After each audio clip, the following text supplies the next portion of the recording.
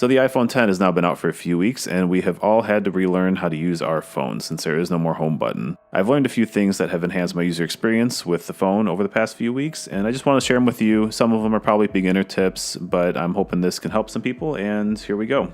Tip number 1 is how to turn on your screen without the home button. Well, you can either just hit the side button, simple, or just tap the OLED screen. You don't need to do the raise to wake, you could just tap it and she lights up. Tip number 2 is Face ID training. This is something that everyone should be doing. What you want to do if Face ID does not recognize your face, what you should be doing is just punching in your PIN. What this does is Face ID uses machine learning to help recognize your face the more you use it. So when you punch in your PIN, what it does is it takes a picture of the face that unlocked it as long as it reaches a certain threshold, which I believe is 70%. So if you're above a 70% match, you punch in your PIN, it will say, okay, this is my owner, and it will learn your face from different angles, different lighting, different accessories you're wearing, beards, mustaches, hats, scarves, glasses. It definitely helps punching your PIN if Face ID fails versus readjusting and having it rescan. So in the long run, it's going to be better for you. Tip number 3, how to shut down or force restart your phone. So shutting down is a way you used to force restart your phone. Just hold the volume down button and the side button for a few seconds, and that screen pops up. Don't hold it too long, otherwise the emergency SOS will turn on and scare you. So now how to do a force restart? Well, what you need to do is hit the volume up, volume down, and hold the side button. Not all at once, but you need to hit the volume up, hit the volume down, and hold the side button for about 10-15 seconds until the screen turns black and the Apple logo pops up. Tip number 4 is reachability, a very useful feature that is not on by default. So go into your settings, go to General, Accessibility, right here, reachability. Make sure that's turned on. And what this does is on the old iPhones, when you would double tap the home button, the whole screen would shimmy down and let you hit the buttons at the top. So same thing here, but you just swipe down on the home indicator. Makes it much easier to hit those pesky buttons at the top.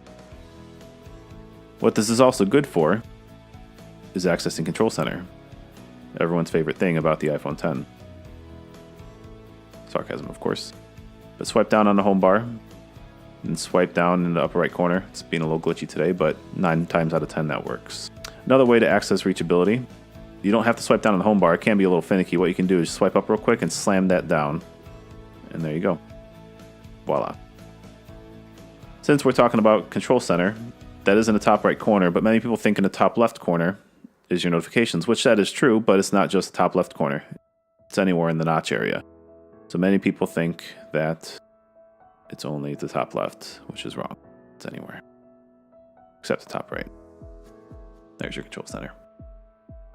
Tip number 5 is the app switcher. I'm sure we all know this, but I'm going to go over it anyway. So just swipe left and right on the little home indicator, and you can quickly go through different apps. I've seen people doing it like this after a video circulated online when the iPhone 10 came out. You don't have to go up and over and swipe left and right. Just swipe left and right. Next tip is multitasking and how to close apps. So multitasking, we all should know how to do that. What you do is swipe up on home bar like you're closing an app, but wait for that animation and boom, there's your multitasking. Now closing an app obviously it's a continuous motion, so there's no pause. To activate multitasking, you swipe up, pause, and there you go. But Apple showed us that method, but that's not the best method. You don't have to swipe up, wait for the pause, and release once you see the animation. It just waits for a pause no matter how short or long. So swipe up, pause for just a quick second, and release. Much quicker. Probably half the time is the way Apple showed us. Just like that. The way I like to do it, which feels a little more natural to me, is the little hook method. So you swipe up and then hook it to the right and release immediately. Oop, didn't work that time, but there you go. That's my favorite method. So the next tip is how to close apps. So invoke multitasking, however method you choose. Press and hold on any app, and then you'll get the little red minus icon up here. You can either tap that and close all your apps that way, or just swipe, just like the good old days.